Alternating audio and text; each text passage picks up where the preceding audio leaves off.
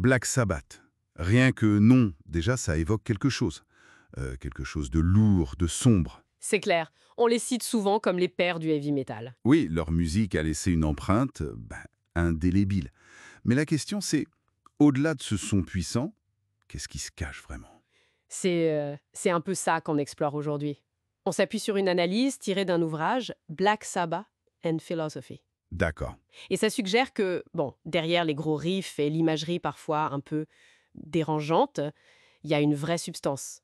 Philosophique même. Ah oui? Oui, on va essayer de voir comment des penseurs comme, je sais pas, moi, Nietzsche ou même Aristote peuvent nous éclairer sur leur univers. D'accord, donc l'idée, c'est de dépasser un peu le cliché, le groupe satanique, tout ça. C'est ça. Pour aller voir les questionnements sociaux, artistiques, existentiels, peut-être, qu'ils soulèvent. Exactement. Une exploration rapide, mais on espère assez riche. Alors, par où on commence? Les origines, peut-être? Oui, par les racines. Birmingham, fin des années 60, c'est important le contexte. Une ville industrielle, assez gris, j'imagine. Oui, encore marqué par la guerre, on est très loin de l'utopie hippie californienne, quoi. D'ailleurs, le groupe l'a rejeté assez ouvertement, Ce contexte a dû infuser leur musique, forcément. clairement. Et puis il y a cet événement, assez fondateur pour leur son, non? Tu penses à l'accident de Tony Iommi, le guitariste. Tout à fait. Il perd l'extrémité de 2 doigts de la main droite. Pour lui qui est gaucher, c'est crucial. Ah oui, quand même. Donc pour continuer à jouer, il a dû tout réinventer. Il utilise des cordes plus fines, moins tendues, D'accord. et surtout il accorde sa guitare plus bas. C'est le fameux drop tuning. Ça détend des cordes et ça produit ce son. Ce sont lourds, épais. Voilà. Sombre, c'est devenu une de leurs signatures. Donc ce son, c'est pas juste une posture, en fait. C'est né d'une contrainte physique. En partie, oui. Et ils vont aussi utiliser des techniques musicales spécifiques pour créer cette ambiance, cette noirceur. Comme le fameux intervalle du diable, le triton. Précisément. Le triton, ou diabolus in musica, comme on disait, c'est cet intervalle très dissonant. On l'entend bien dans la chanson Black Sabbath, le morceau titre, non? Exactement, dans le riff principal. Ça crée une tension harmonique, un sentiment d'inquiétude. Mais c'est voulu, maîtrisé. Et cette noirceur musicale, ça fait écho à des courants philosophiques, tu disais. Oui, c'est une des pistes de l'analyse, l'existentialisme. Cette idée qu'on est un peu jeté dans un monde qui n'a pas forcément de sens prédéfini. Et qu'on doit construire notre propre voie face à l'angoisse, à l'absurdité. C'est un peu ça, oui. Et on retrouve cette angoisse, désenchantement dans pas mal de leurs textes. Prends Paranoid. Oui, le morceau le plus connu peut-être. Au-delà de l'anxiété pure, il y a cette quête de sens un peu désespérée. I need someone to show me the things in life that I can't find. J'ai besoin qu'on me montre ce que je ne trouve pas dans la vie. C'est fort. Et Johnny Blade aussi, non? Life has no meaning and death's his only friend. La vie n'a pas de sens, la mort est sa seule amie. C'est assez cru. Carrément.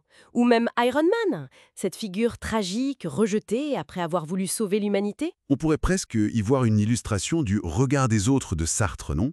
Celui qui nous enferme, qui nous aliène. C'est une lecture intéressante, oui.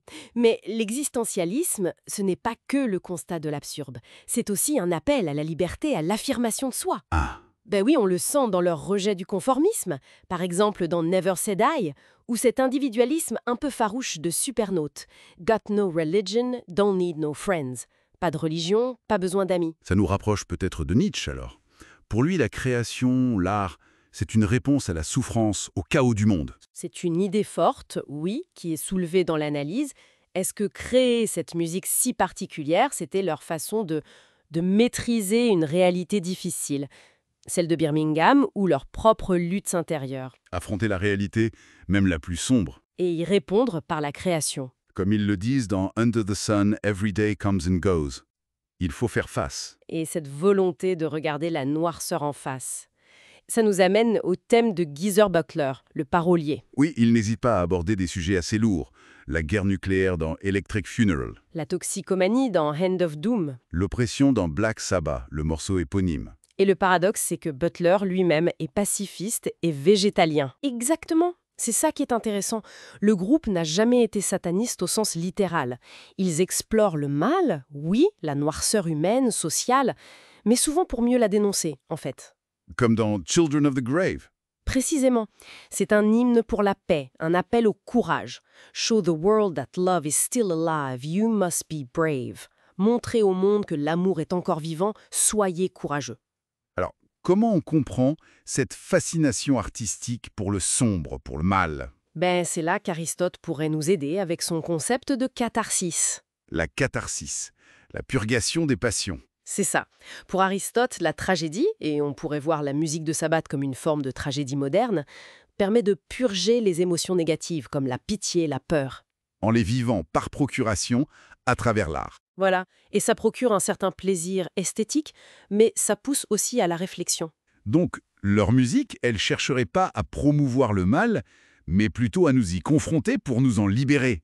Une sorte de thérapie par le son lourd, quoi. C'est une interprétation qui se défend, oui, et cet héritage, il est complexe, mais immense. Black Sabbath, c'est vraiment l'archétype du heavy metal. Difficile de trouver un groupe de métal après eux qui ne leur doivent pas quelque chose, directement ou indirectement. Carrément. Ce qui soulève d'ailleurs l'éternelle question de l'identité du groupe, un peu comme le bateau de Thésée, tu vois. Est-ce que c'est toujours Black Sabbath sans Uzi ou avec d'autres membres? C'est une question compliquée pour tous les groupes qui durent longtemps. Oui, mais ce qui est sûr, c'est l'influence déterminante de cette formation originelle issue de ce contexte si particulier de Birmingham. Ça reste incontestable. En résumé donc, Black Sabbath, c'est bien plus que juste de la musique puissante.